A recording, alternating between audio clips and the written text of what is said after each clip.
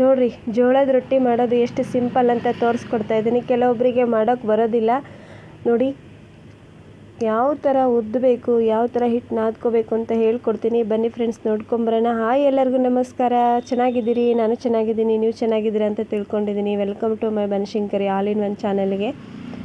ಬನ್ನಿ ಇವಾಗ ನಾನು ಜೋಳದ ರೊಟ್ಟಿ ಮಾಡೋದು ಸಿಂಪಲ್ ವಿಧಾನ ಹೇಳ್ಕೊಟ್ಬಿಡ್ತೀನಿ. ಯಾವ ಥರ ಮಾಡೋದು ಅಂತಲೂ ಹೇಳ್ತೀನಿ. ನೋಡಿರಿ ಯಾರಿಗೆಲ್ಲ ಇಷ್ಟ ಇಲ್ಲ ಹೇಳಿ ಫ್ರೆಂಡ್ಸ್ ಜೋಳದ ರೊಟ್ಟಿ ಅಂದರೆ. ನೋಡಿ ಕೆಂಪನ ಚಟ್ನಿ, ಮೊಸರು, ಸೌತೆಕಾಯಿ, ಮೂಲಂಗಿ ಸೊಪ್ಪು ಇದು ಬಿಟ್ಟರೆ ರೊಟ್ಟಿ ಯಾರೆಲ್ಲ ಇಷ್ಟಪಡಲ್ಲ ಹೇಳ್ರಿ. ಇಲ್ಲಿ ಒಂದು ಪಾತ್ರೆಯಲ್ಲಿ ನೀರು ಹಾಕಿಬಿಟ್ಟು ಸ್ವಲ್ಪ ಉಪ್ಪು ಹಾಕಿ ನೀರು ಕಾಯಕ್ಕೆ ಇಟ್ಬಿಡೋಣ. ಇಲ್ಲಿ ನೋಡಿರಿ ನಾವು ಜೋಳದ ಹಿಟ್ಟು ನಾವೇನೋ ಗಿರಣಿಗೆ ಹಾಕ್ಸ್ಕೊಂಬಂದಿರ್ತೇವಲ್ಲ, ಆವಾಗಲೇ ನಾವು ಗಿರಣಿಗೆ ಹಾಕ್ಕೊಂಬಂದು ನೀವು ಹಿಟ್ಟ ಸೋಸಿ ಅಂದರೆ ಜಲ್ದಿ ಹಿಡ್ಕೊಂಡ್ರಿ ಅಂದರೆ ಹೆಲ್ಪ್ ಆಗುತ್ತೆ. ಆವಾಗಲೇ ಜಲ್ದಿ ಹಿಡಿದು ಇಟ್ಬಿಡಿ. ಯಾಕಂದರೆ ರೊಟ್ಟಿ ಮಾಡೋವಾಗ ಮತ್ತೆ ಎರಡೆರಡು ಕೆಲಸ ಮಾಡೋದೇನು ಅಂತ ನಾವು ಆವಾಗಲೇ ಜಲ್ದಿ ಹಿಡಿದು ಬಾಕ್ಸಿಗೆ ಹಾಕಿಟ್ಟಿರ್ತೀವಿ. ಇಲ್ಲಿ ನೋಡಿ ಇವಾಗ ನೀರು ಕುದೀತಾ ಇರೋ ನೀರಿಗೆ ನಾವು ಹಿಟ್ಟು ಹಾಕ್ಕೋಬೇಕು. ಇದನ್ನು ನೀವು ಸರಿ ಮಾಡ್ಕೊಂಡಾದರೂ ಮಾಡ್ಬೋದು, ಜಿಗುಟು ಮಾಡ್ಕೊಂಡಾದರೂ ಮಾಡ್ಬೋದು. ಆದರೆ ನಾನು ಜಿಗುಟು ಮಾಡ್ಕೊಂಡು ಯಾವ ಥರ ಮಾಡೋದು ಅಂತ ತೋರಿಸ್ತಾ ಇದ್ದೀನಿ. ಕೆಲವೊಬ್ಬರಿಗೆ ಬರೋದಿಲ್ಲ ಅನ್ನೋ ಉದ್ದೇಶಕ್ಕೆ ತೋರಿಸ್ತಾ ಇದ್ದೀನಿ. ಎಷ್ಟು ಸಿಂಪಲ್ ಅಂತೀರ ರೊಟ್ಟಿ ಮಾಡೋದು. ನೋಡಿ ಇವಾಗ ಹಿಟ್ಟು ಹಾಕಿ ಈ ಥರ ನೀಟಾಗಿ ಎಲ್ಲ ಕಲಿಸ್ಕೋಬೇಕು, ಜಿಗುಟು ಮಾಡ್ಕೋಬೇಕು. ನೀವು ಮುದ್ದೆ ಮಾಡ್ತಿರಲ್ಲ, ರಾಗಿ ಮುದ್ದೆ, ಜೋಳದ ಮುದ್ದೆ, ಅವಾಗ ಹೆಂಗೆ ಕೈ ಆಡಿಸ್ಕೊತಾನೆ ಇರ್ತಿರಲ್ಲ, ಇದೇ ಥರ ಕಲಿಸ್ಕೊತಾ ಇರಬೇಕು. ನೋಡಿ ಈ ಥರ ಜಿಗುಟು ಮಾಡಿಕೊಂಡು ನೀವು ರೊಟ್ಟಿ ಮಾಡಿದರೆ ನಿಮಗೆ ಉದ್ದೋಕ್ಕೆ ಈಸಿ ಆಗುತ್ತೆ, ಬೇಗ ಆಗುತ್ತೆ ಅನ್ನೋ ಉದ್ದೇಶಕ್ಕೆ ಹೇಳ್ತಾ ಇದ್ದೀನಿ. ನೀವು ಸರಿ ಮಾಡಿಕೊಂಡು ರೊಟ್ಟಿ ಮಾಡಿದ್ರಿ ಅಂದರೆ ನೀವು ರೊಟ್ಟಿ ಮಾಡುವಾಗ ಸ್ವಲ್ಪ ಬೇಗ ಆಗೋದಿಲ್ಲ. ಇವಾಗ ಜಿಗುಟು ಮಾಡ್ಕೊಂಡ್ರಿ ಅಂದರೆ ಬೇಗ ಸಾಗುತ್ತೆ ರೊಟ್ಟಿ ಮಾಡೋದು ಅಂತ ಹೇಳ್ತಾ ಇದ್ದೀನಿ ಅಷ್ಟೇ. ನಮಗೂ ಫಸ್ಟಿಗೆ ಏನು ರೊಟ್ಟಿ ಮಾಡೋಕ್ಕೆ ಬರ್ತಿರ್ಲಿಲ್ಲ, ಎಲ್ಲ ಕಲ್ತ್ಕೊಂಡಿದ್ದೀವಿ. ನೋಡಿ ಕೆಲವೊಬ್ಬರು ತುಂಬಾ ಕಷ್ಟಪಡ್ತಾರೆ ರೊಟ್ಟಿ ಮಾಡೋಕ್ಕೆ. ಎಷ್ಟು ಸಿಂಪಲ್ ಅಂತೀರಾ. ನೋಡಿ ಇವಾಗ ಜಿಗುಟು ಮಾಡಿಕೊಂಡು ಇದನ್ನು ನಾದ್ಕೋಬೇಕು ಫ್ರೆಂಡ್ಸ್. ನಾವಾಗ ನೋಡಿ ಬಿಸಿ ಇರುವಾಗಲೇ ಹಿಟ್ಟನ್ನು ನಾದ್ಕೊಳ್ಳಿ. ಸ್ವಲ್ಪನೇ ಕೈಗೆ ನೀರು ಹಚ್ಕೊಂಡು ನೀವು ಹಿಟ್ಟು ಹಾಕ್ಕೊಂಡು ನಾದ್ಕೊಂಡ್ರಿ ಅಂದರೆ ಬೇಗ ನಿಮಗೆ ಕೈ ಸುಡೋದಿಲ್ಲ ಅಂತ ಹೇಳ್ತೀನಿ. ಸ್ವಲ್ಪನೇ ಕೈಗೆ ನೀರು ಹಚ್ಕೊಂಡ್ರಿ ಅಂದರೆ ಕೈ ಸುಡೋದಿಲ್ಲ, ಹಾಗಾಗಿ ಹೇಳ್ತಾ ಇದ್ದೀನಿ. ನೀರು ಹಾಕ್ಕೊಳ್ಳಿ. ನಿಮಗೆ ಸ್ವಲ್ಪ ಕೈ ನೀರು ಹಾಕ್ಕೋಬೇಕು, ಸ್ವಲ್ಪ ಹಿಟ್ಟು ಹಾಕ್ಕೊಂಡು ನಾದ್ಕೋಬೇಕು. ನೀವು ನಾದೋದ್ರಲ್ಲೇ ಇರುತ್ತೆ ನೋಡಿ ರೊಟ್ಟಿಗೆ ಹಿಟ್ಟು ಯಾವ ಥರ ನಾದಬೇಕು ಅಂತಲೂ ತೋರಿಸ್ತೀನಿ.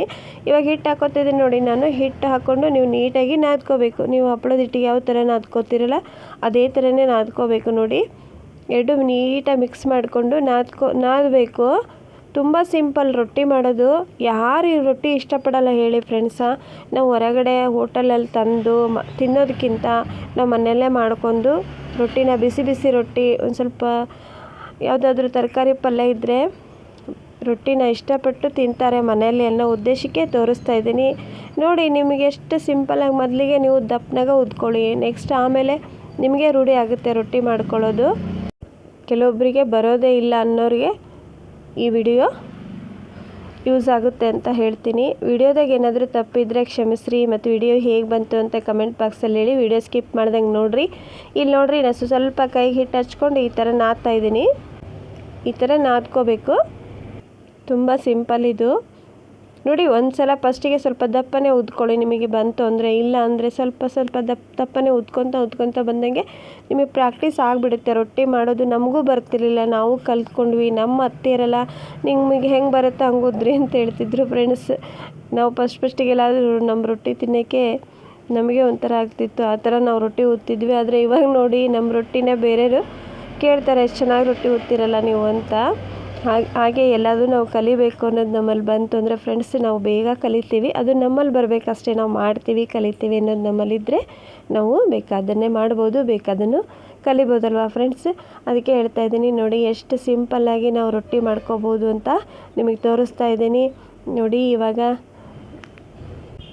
ಈ ಥರ ರೊಟ್ಟಿ ಮಕ್ಕಳಿಗೆ ಸ್ವಲ್ಪ ಬಿಸಿ ರೊಟ್ಟಿಗೆ ತುಪ್ಪ ಹಚ್ಕೊಟ್ರಿ ಅಂದ್ರೆ ಮಕ್ಕಳು ಇದ್ದರ ಮನೆಗೆಲ್ಲ ಆಡ್ಕೊತ ಮಕ್ಕಳು ರೊಟ್ಟಿ ತಿಂತಾವ್ರಿ. ಬಿಸಿ ರೊಟ್ಟಿಗೆ ಸ್ವಲ್ಪ ತುಪ್ಪ ಹಚ್ಕೊಂಡು ತಿಂದ್ರೆ ಏನು ಹೇಳ್ತೀರಿ.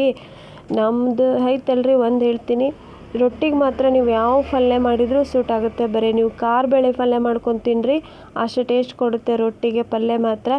ಆಮೇಲೆ ನೀವು ಬರೀ ಚಟ್ನಿ ಮೊಸರು ಹಾಕ್ಕೊಂಡು ತಿಂದರೂ ರೊಟ್ಟಿಗೆ ಓಕೆ ರೀ. ಯಾಕಂದರೆ ಅಷ್ಟು ರೊಟ್ಟಿ ಅಂದರೆ ನಮಗಂತೂ ತುಂಬ ಇಷ್ಟ ರೀ. ನಮ್ಮ ಮನೆಯಲ್ಲಿ ಜಾಸ್ತಿ ತಿಂಡಿ ಕೇಳೋದೇ ಇಲ್ಲ, ಬರೀ ರೊಟ್ಟಿ ಕೇಳ್ತಾರೆ. ರೊಟ್ಟಿ ಇದ್ದರೆ ನಮ್ಮ ಮಕ್ಕಳಿಗಾಯಿತು, ನಮ್ಮ ಹಸ್ಬೆಂಡಿಗಾಯಿತು, ಏನು ಬೇಡ ನೋಡಿ. ಇಲ್ಲಿ ಒಂದು ಸೈಡು ಹಂಚ್ಕಾಯಕ್ಕಿಟ್ಟಿದ್ದೆ, ಮತ್ತು ಅಲ್ಲಿ ನಾನು ಹಿಟ್ಟು ಹೇಗೆ ರೆಡಿ ಮಾಡಿ ಇಟ್ಕೊಂಡಿದ್ನಲ್ಲ, ಈ ಥರ ನೀವು ಹಿಟ್ಟು ರೆಡಿ ಮಾಡಿ ಇಟ್ಕೊಳ್ಳಿ. ನಿಮಗೆ ಎಷ್ಟು ಬೇಕಾಗುತ್ತೆ ಫ್ರೆಂಡ್ಸ್, ಫಸ್ಟಿಗೆ ಕಲ್ಕೊಳ್ಳೋರಾದರೆ ಸ್ವಲ್ಪ ತೊಗೊಂಡು ಮಾಡ್ಕೊಳ್ಳಿ. ಇಲ್ಲ ಪ್ರಾಕ್ಟೀಸ್ ಇದ್ದವರಿಗೆ ಆದರೆ ಓಕೆ ಅನ್ಬೋದು. ನೋಡಿ ನಿಮಗೆ ಫಸ್ಟ್ ನೀವು ಮಾಡ್ತಾಯಿದ್ದೀವಿ ಏನಾರಾದರೆ ಇಷ್ಟು ಸಣ್ಣ ಸಣ್ಣ ಉಳ್ಳೆ ತೊಗೊಳ್ಳಿ. ನಿಮಗೆ ಎಷ್ಟು ಸೈಜ್ ಬರುತ್ತೋ ಅಷ್ಟು ಉದ್ಕೊತ ಬನ್ನಿ, ನಿಮಗೆ ಪ್ರಾಕ್ಟೀಸ್ ಆಗುತ್ತೆ. ಈ ಥರ ಲತ್ತುಡಿ ಇರುತ್ತಲ್ಲ, ಲತ್ತುಡಿಗೆ ಒಂದು ಸ್ವಲ್ಪ ಹಾಳೆ ಕಟ್ಕೊಳ್ಳಿ. ಹಾಳೆ ಕಟ್ಕೊಂಡು ಆ ಕಡೆ ಈ ಕಡೆ ಒಂದು ರಬ್ಬರ್ ಹಾಕ್ಕೊಳ್ರಿ. ಯಾಕಂದರೆ ಲತ್ತುಡಿಗೆ ಹಿಟ್ಟು ಹತ್ತಲ್ಲ ಮತ್ತು ರೊಟ್ಟಿ ಹರಿಯಲ್ಲ ಅನ್ನೋ ಉದ್ದೇಶಕ್ಕೆ ನಾವು ಈ ಥರ ಕಟ್ಕೊಂಡಿರ್ತೀವಿ. ನೋಡಿ ತೋರಿಸ್ತಾ ಇದ್ದೀನಿ.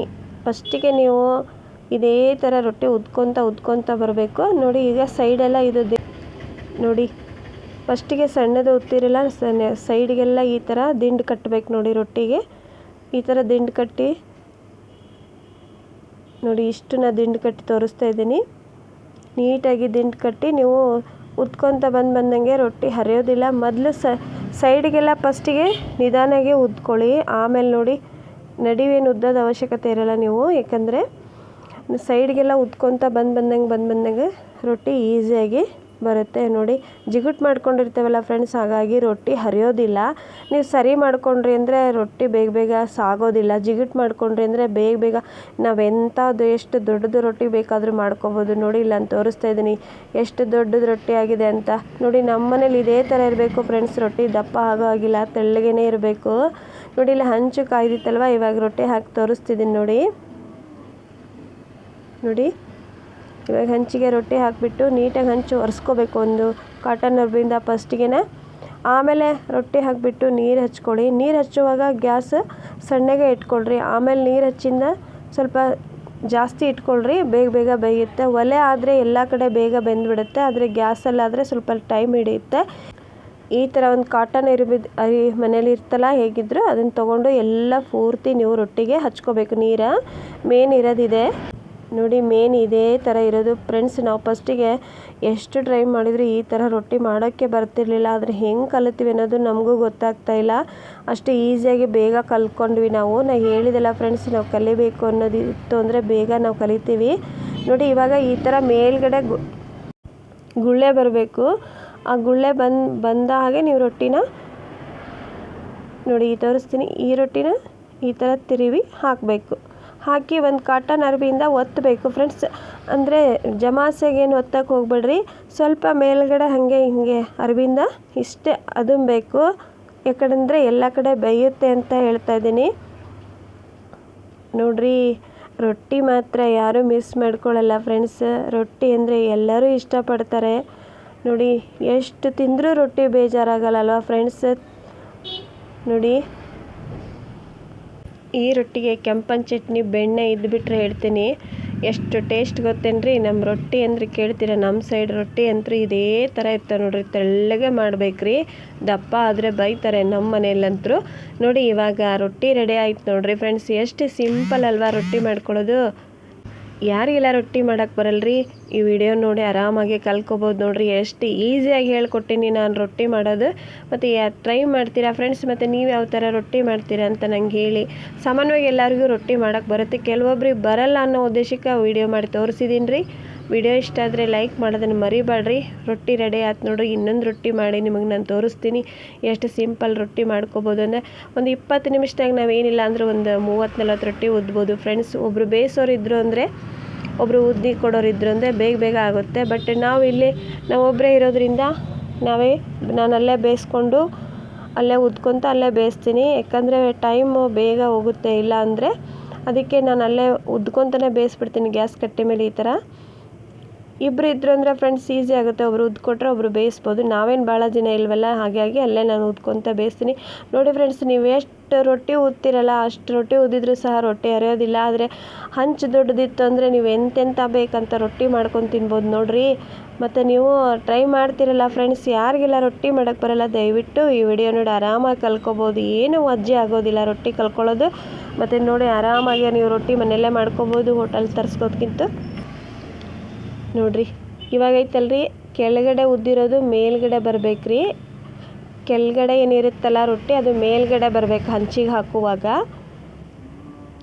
ನೋಡಿ ಫ್ರೆಂಡ್ಸ್, ಇವಾಗ ಅದನ್ನು ಮತ್ತೆ ನಾನು ಇನ್ನೊಂದು ಸಲ ಬೇಯಿಸಿ ನಿಮಗೆ ತೋರಿಸ್ತಾ ಇದ್ದೀನಿ.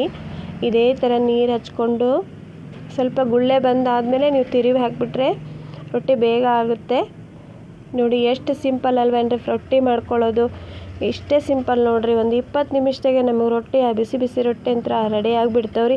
ಇದಕ್ಕೆ ಮಾತ್ರ ಯಾವ ಪಲ್ಯ ಮಾಡಿದರೂ ನಮ್ಮ ಜೋಳದ ರೊಟ್ಟಿಗೆ ರೀ ಸೆಟ್ ಆಗಿಬಿಡ್ತೈತೆ ನೋಡಿರಿ. ಮತ್ತು ನಾನು ಮಾಡಿರೋ ವಿಡಿಯೋ ಇಷ್ಟ ಆದರೆ ದಯವಿಟ್ಟು ಒಂದು ಲೈಕ್ ಕೊಡಿ ಫ್ರೆಂಡ್ಸ್. ಮತ್ತು ವಿಡಿಯೋ ಹೆಂಗಿತ್ತು ಅಂತ ಕಮೆಂಟ್ ಬಾಕ್ಸಲ್ಲಿ ಹೇಳೋದನ್ನು ಮರಿಬೇಡ್ರಿ. ಇದೇ ಥರ ನನಗೆ ಸಪೋರ್ಟು ಇರಲಿ ಅಂತ ಕೇಳ್ಕೊತೀನಿ ರೀ. ಸ್ವಲ್ಪ ಒಂದು 5 ನಿಮಿಷ ವಿಡಿಯೋ ಜಾಸ್ತಿ ಇದೆ ಇವತ್ತು. ಪ್ಲೀಸ್ ಫ್ರೆಂಡ್ಸ್, ವಿಡಿಯೋ ಜಾಸ್ತಿ ಇದೆ ಅಂತ ನೋಡೋದಕ್ಕೆ ಬಿಡಬೇಡಿ. ವಿಡಿಯೋ ನೋಡಿ ಸಪೋರ್ಟ್ ಮಾಡಿರಿ. ರೊಟ್ಟಿ ಹೇಗಿತ್ತು ಅಂತಲೂ ನನಗೆ ಕಮೆಂಟ್ ಬಾಕ್ಸಲ್ಲಿ ಹೇಳಿ. ಈಸಿಯಾಗಿ ರೊಟ್ಟಿ ಮಾಡೋದನ್ನು ತಿಳಿಸಿ ಕೊಟ್ಟಿದ್ದೇನೆ. ನಿಮ್ಮೆಲ್ಲರ ಸಪೋರ್ಟ್ ನನ್ನ ಮೇಲೆ ಹೀಗೆ ಇರಲಿ ಅಂತ ನಾನು ನಿಮ್ಮ ಹತ್ರ ಕೇಳ್ಕೊತೀನಿ. ಆ ಬನಶಂಕರಿ ತಾಯಿ ಎಲ್ಲರಿಗೂ ಒಳ್ಳೆಯದು ಮಾಡಲಿ. ನೋಡಿ, ಬಿಸಿ ಬಿಸಿ ರೊಟ್ಟಿ ಮತ್ತು ಚಟ್ನಿ ಇದ್ಬಿಟ್ರೆ ಏನೂ ಬೇಡ ನೋಡಿರಿ, ಪಲ್ಯನೂ ಬೇಡ, ಏನೂ ಬೇಡ. ಎಷ್ಟು ಸಿಂಪಲ್ಲಾಗಿ ನಾವು ರೊಟ್ಟಿ ಮಾಡ್ಕೊಂಡು ಮನೆಯಲ್ಲೇ ತಿನ್ಬೋದು ಅಂತ. ನೋಡಿ, ನೀವು ಜೋಳನ ಕ್ಲೀನಾಗಿ ತೊಳೆದು ಹಾಕಿಸಿ ಹಿಟ್ಟು ನೋಡಿರಿ ಎಷ್ಟಕ್ಕಂತ ರೊಟ್ಟಿ ಮಾಡಿಟ್ಟಿನಿ. ಬನ್ನಿ ಫ್ರೆಂಡ್ಸ್, ರೊಟ್ಟಿ ತಿನ್ನೋಣ. ಮತ್ತು ನಾನು ಮಾಡಿರೋ ವಿಡಿಯೋ ಇಷ್ಟ ಆದರೆ ಲೈಕ್ ಕೊಡ್ತೀರ ತಾನೇ? ಲೈಕ್ ಕೊಡೋದನ್ನು ಮರಿಬೇಡ್ರಿ. ವಿಡಿಯೋ ಹೆಂಗಿತ್ತು ಅಂತ ಕಮೆಂಟ್ ಬಾಕ್ಸಲ್ಲಿ ಹೇಳ್ರಿ. ನೋಡಿರಿ, ಸಂತ್ಯಾಗ ಒಂದು ಗಿದ್ದ ಅಂದರೆ 8 ಸೇರು ಜೋಳ ತಂದು ಕ್ಲೀನಾಗಿ ತೊಳೆದು ಗಿರಣಿಗೆ, ಅದರಲ್ಲಿ ಬೇಕಾದರೆ ನೀವು 1 ಸೇರಿನಷ್ಟು ಅಕ್ಕಿ ಹಾಕಿದರೆ ಇನ್ನೂ ಚೆನ್ನಾಗಿ ಬರ್ತಾವೆ ಅಂತ ಹೇಳ್ತೀನಿ. ಮತ್ತೆ ಸಿಗ್ತೀನಿ.